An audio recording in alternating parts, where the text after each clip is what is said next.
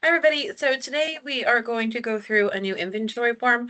As I said in the email and announcement, you do not need to do, if you've already submitted an inventory form of a different sort, and that's on file already, you do not need to submit this. This is just for changes moving forward. So any staff that are coming on board to do their initial inventory will utilize this, as well as any changes you may be making to you or your staff might be making to your inventory.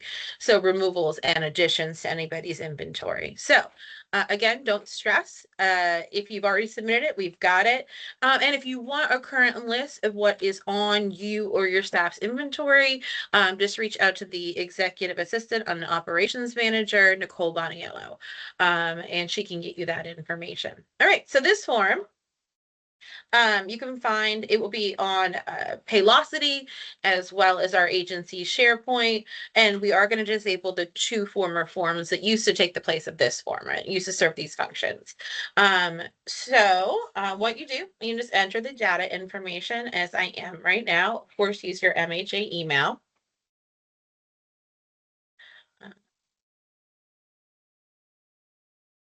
Enter your location, your supervisor's name, so they will get notified. For me right now, just because this is a test, I'm entering my own name so I don't flood my supervisor's box. Same with the director. Just because this is a test, I'm going to put it in with me.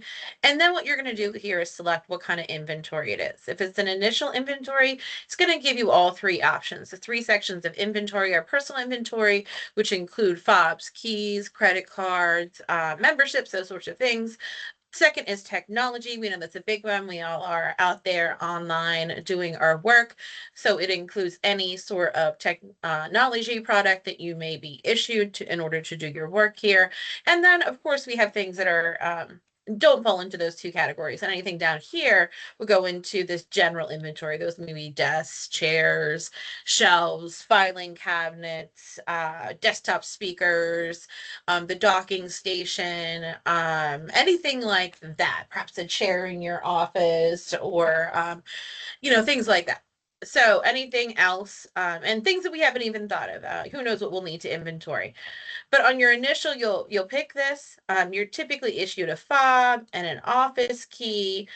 You may or may not be issued an agency credit card or membership. Typically, that happens later on as people become supervisors or they're identified as a need. As you pick these items, you'll see other things popped up and required answer. So for these ones, you would have to tell them what office you're going to ask to either be removed from or add to. And the same with keys. Down here, we want to describe a little bit. For example, right now I'm in office number 2, Hudson House. Just a little bit of information about what location I have keys for. And then down here in technology, as you click on these, it is going to ask for some identifying information so that we can keep track of that. So that'll be serial number, as well as the manufacturer and any passwords associated with that. This is kept extremely private, and only goes to the executive team, as well as their support through the operations manager. So you fill it out completely. Down here, you'll select how many items. You may have none. If you're working primarily remotely and you're only issued maybe a fob and an iPad, you may not have anything in this section. So you can enter 0. Otherwise, you just pick the number of things that you have and enter the information. I'll do 1 just to show you. We have some common selections here. I'll say I have a cork board. And then it's mine. We mark down here if it's individual or shared. So if it's in a shared office, obviously you're gonna mark that as shared. And then you'll click continue. Oop. Does make you fill in all the fields. So click continue. Right here, you're going to click your attestation. You should be familiar with this, and it looks very similar to the rest of our forms. Just saying that all the information is accurate and that you understand that you are responsible to return all the items that you're indicated that you're in possession of. So you just click that. Yes, of course, we have to keep our items safe. And they don't go with us when we leave the agency. So the agency does need a way to track them. So you just sign there and attest. click continue. This is going to give you an opportunity to scroll through, make sure everything's there. You didn't make any typos, just check it out. And then you'll hit submit if it's good. If it's not, hit previous. You're going to get this little update right here and let you know that it's been submitted, it's been accepted. And then in your email, I'm going to open up my email. I'm going to show you what the notifications look like.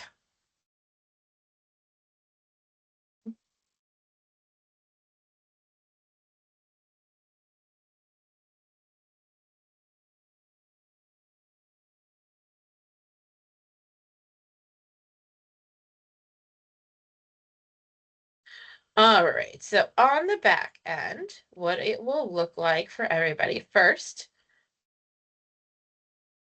you will get a confirmation that it's been successfully submitted. So this is what it'll look like in your inbox, inventory submission confirmation.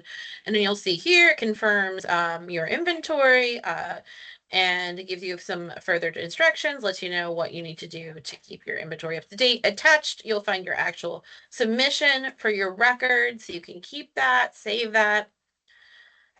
And then what you a director will get.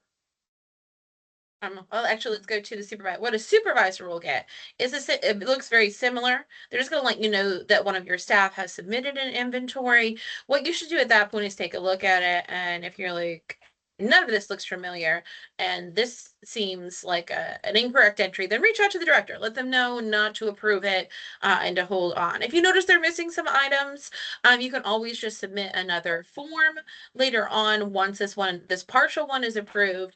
But supervisors don't have to go through and sign it, but you do get a courtesy notification, and you should be looking at those notifications to make sure you're complete and follow up with the director or the staff member as appropriate.